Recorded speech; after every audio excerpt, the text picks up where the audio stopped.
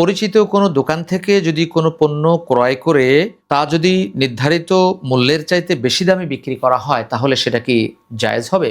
সুপ্রিয় দর্শক শ্রোতা, আপনাদের পাঠানো অনেকগুলো প্রশ্ন থেকে আজ আমি একটি প্রশ্নের উত্তর দেব। অমা তাওফিকি ইল্লা বিল্লাহ। পরিচিত কোনো দোকান থেকে যদি কোনো পণ্য ক্রয় করে তা যদি নির্ধারিত মূল্যের চাইতে বেশি দামে বিক্রি করা হয় তাহলে সেটা কি জায়েজ হবে?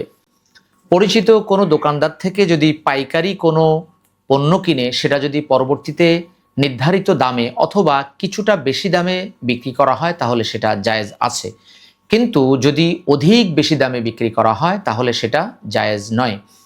এছাড়া কোনো প্রতারণার আশ্রয় যদি নেওয়া হয় তাহলে সেটা নাজায়েজ, যেমন পুরনো মালকে নতুন, দেশি মালকে বিদেশি ইত্যাদি বলে যদি চালানো হয় তাহলে সেটা নাজায়েজ। আল্লাহ তাআলা ব্যবসাকে করেছেন হালাল, ওয়া আহাল্লাল্লাহুল বাইআ, তিনি ব্যবসাকে করেছেন হালাল। 2 নম্বর সূরা, সূরা আল বাকারা 275 নম্বর আয়াত।